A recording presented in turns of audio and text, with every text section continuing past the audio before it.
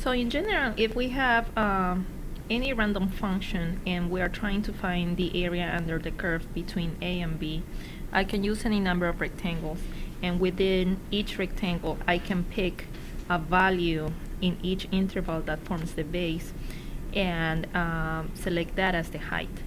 So this slide was talking about having lower and upper sums, and definitely using the left one or the right one is not gonna get me a maximum and a minimum sum of the areas that is possible to obtain.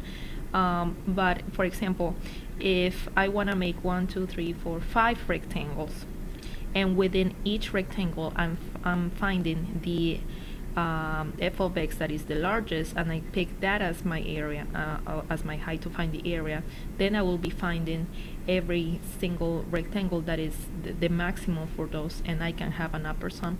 And then I can do the same for the minimum. In every rectangle I can find the minimum f, and that will be the height of my rectangle.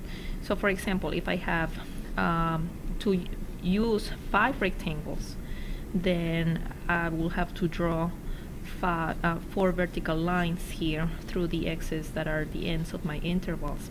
And then if you look at only this portion, the one that has the highest f is the value of a. So in here, this is my tallest rectangle that I can obtain in this area. Now I'm going to look at the second interval, and I'm going to figure out which one has the highest f in that portion. And it just so happens that is this value right here. This is the highest height that I can possibly have. So this will be the tallest rectangle that I can have. And then I'm looking at this portion of the graph, and I'm looking for the highest f or the highest y value, and that will be right here. So this will be the highest rectangle that I can obtain. And then if I'm looking at this part, then the highest one is right here. So the x that I'm picking in this interval is neither the left point or the right point. It's somewhere in the middle, and it's not even the exact middle, it's somewhere around there, and that will be the highest rectangle that I can obtain. This will be the highest rectangle. And then in here I do the same thing, and then the highest f is right here. So this x star that we're talking about is not always the left one or the right one or the middle one. It could be any x in the interval. And the way that I have chosen them, if you can see right here in your picture, these are the ones that are going to give me an upper sum, which is the absolutely maximum estimate that I can get. And then I can do the same for my lower sum. In every interval I'm choosing the x that gives me the lower y, and that will be the lowest area that I can get using this interval. If I'm using this interval, this x gives me the lowest y in this area, so the rectangle will be formed over here. And I can do the same thing in this fashion. In this one, the lowest one is this one. In this interval, the lowest one is this one. And then in this interval, the lowest y is that one. So I can obtain lower and upper sums for any number of intervals that I obtain for any function. Before I explain this way of writing this limit, I'm gonna explain what sigma notation is. Sigma notation is whenever I have several sums. For example, instead of writing 1 plus 2 plus 3 plus 4 plus 5, I can write this using sigma notation. So sigma is the Greek letter that looks like this, and that's called sigma. And then let's say that I'm adding x's. So sigma is gonna be the summation, and that's how it's read, the summation of all the x's from x equals 1 to x equals 5. So the sum of all the x's from 1 to 5 is actually 1 plus 2 plus 3 plus 4 plus 5, which gives me 15. So sigma notation does not necessarily use x's. I could have written this entire sum as summation of all the n's, so that n starts at 1 and n it's at 5. I could have used j. You can use any letter you want, as long as whatever letter you're writing in here, it has to be written at the beginning of the sum. So this is always the beginning where your sum starts, and this is always the end where your sum ends. So let's say that instead of adding 1 through 5, I'm adding 1 plus 2 plus 3 and so on, and up all the way up to n, for example. So I can write this as the sum of all the x values starting from 1, and since I'm finishing at n, then I have to write that on top. So this is just a short way of writing the sum of many terms. It's just a shortage. It's just a symbol. This is equivalent to adding a bunch of things. But what would happen if I'm adding, instead of just consecutive numbers, if I decide to add, 1 plus 2 plus 4 plus 9 plus 16 plus 25 and so on. In here, I don't know if you can see that I'm actually adding a bunch of squares. So 1 square is 1. Oh, I'm sorry. Oops. You're gonna kill me for that. 1 square is 1. 2 square is 4. 3 square is 9. 4 square is 16. 5 square is 25, and so on. So you are not adding. This is not just the summation of all the x's. This is the summation of all squares of x's. So what is the first one that you're using? The first one that I'm using is 1. What is the last one that I'm using? Let's say that you stop at 25. So the last one that you're stopping at is at 5. So this means when x is 1, you do 1 square. When x is 2, you do 2 square. When x is 3, you do 3 square. And you add to that when x is 4, 4 square. And the last one, which is always on top of this symbol, the last one is 5 square. So again, this sigma notation is just a way of writing a bunch of sums, but you do have to know what pattern it is, what it is that you're adding. So for example, in here, I know that I'm adding, let me move the mouse.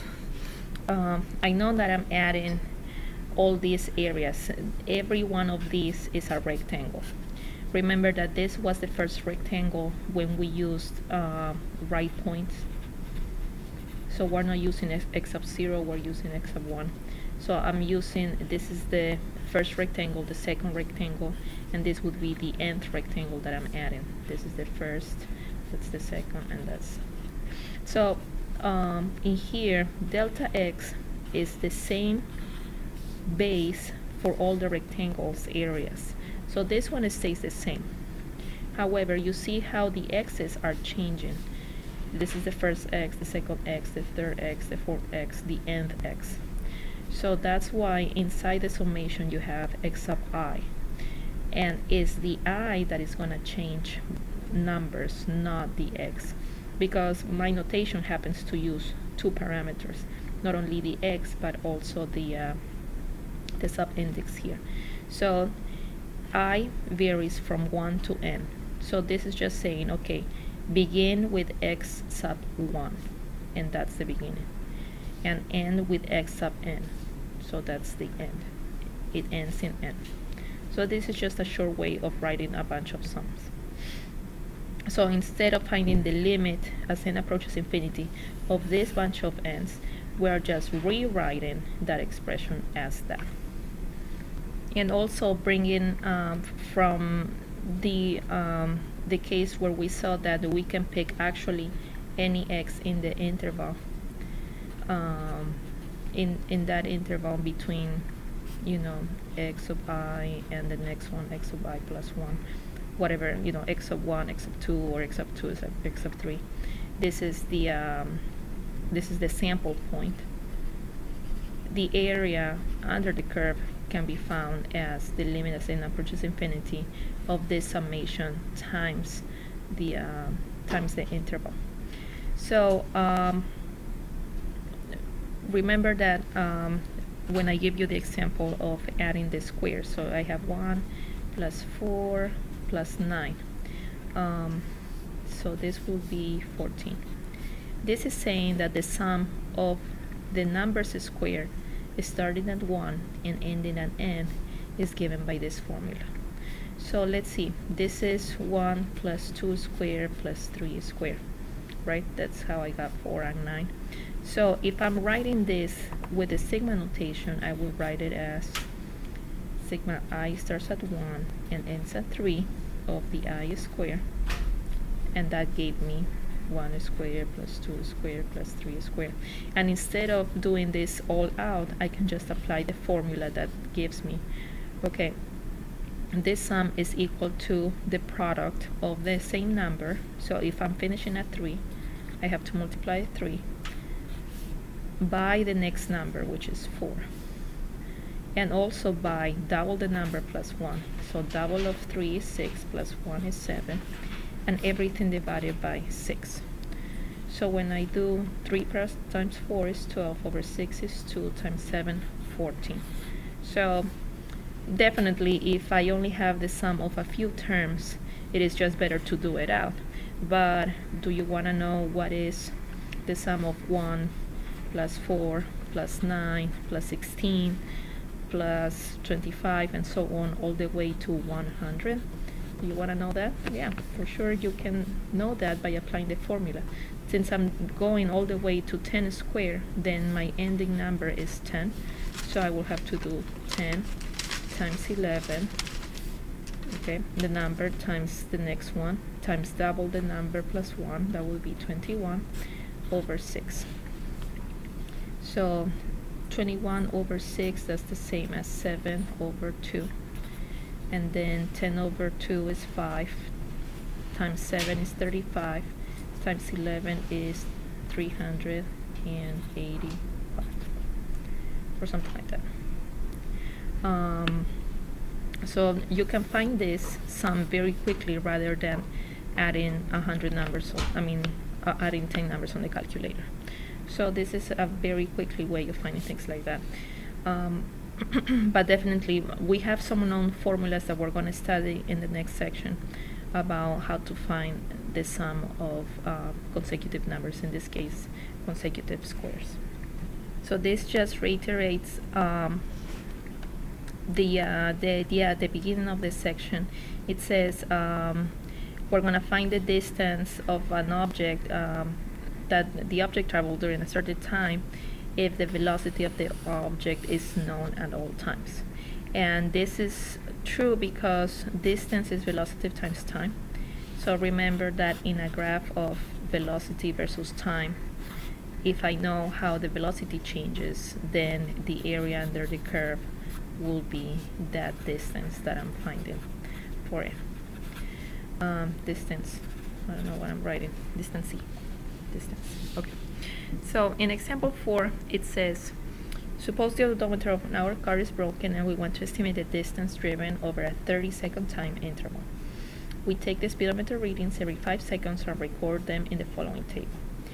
So this is the time every 5 seconds. So in here, delta x will be 5.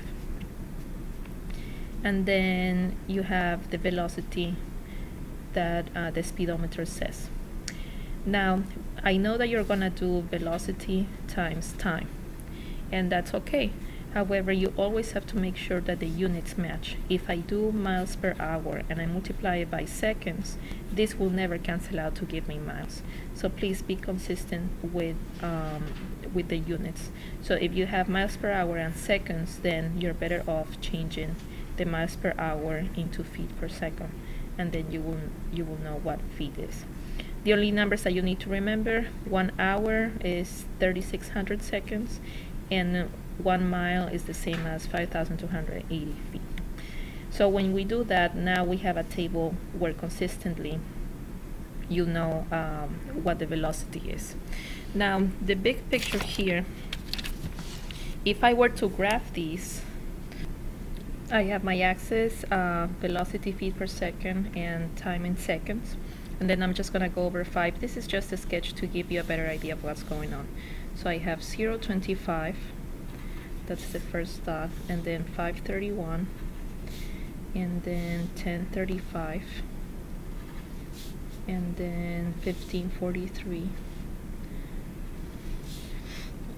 20.47,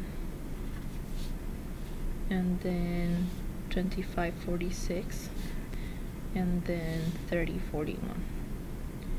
So as you can see, the velocity at these different times is changing, and if I were to measure every 2 seconds, then I kinda can have more dots in here, and I can have a better graph of the velocity. However, since this is what is been given, then I'm just gonna work with it. So since distance is velocity times time, then to me this is pretty much finding the area under this curve.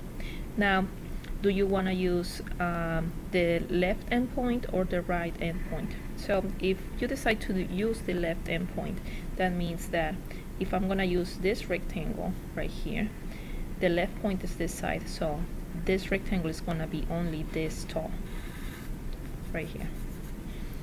So it's going to be 25 times 5, and that's the first area.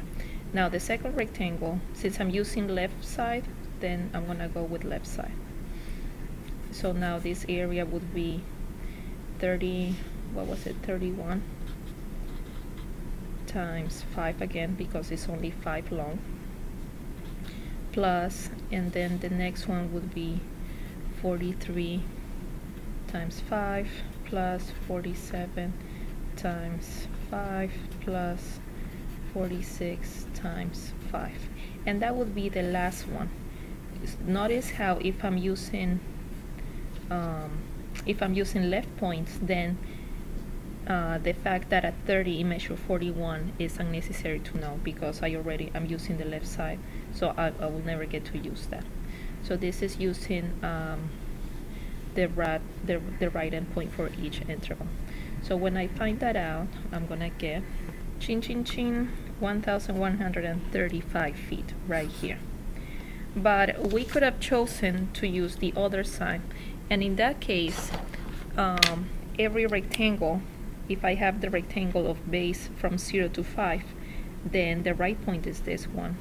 So this is gonna be the area right here, 31 times 5, and then the next one is gonna be right here, so that the rectangles are going to be bigger, 35 times 5, and the next one, this one is the 43 times 5, and then the 47 times 5 right here, and then the 46 times 5. And now, unlike the other one, I am using the 41 times 5.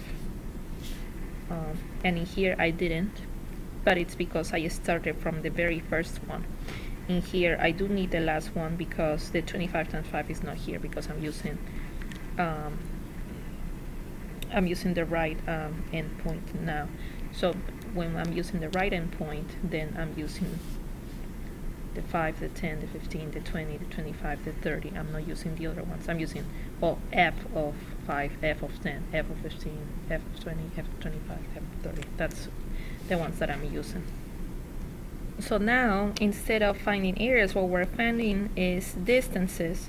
So the distance, if you have a graph of V versus T, you know that that's the area under the curve. So talking about areas for distances is actually the same thing. So in here, this is just the same thing that we talked about, but instead of x, now we're talking about time.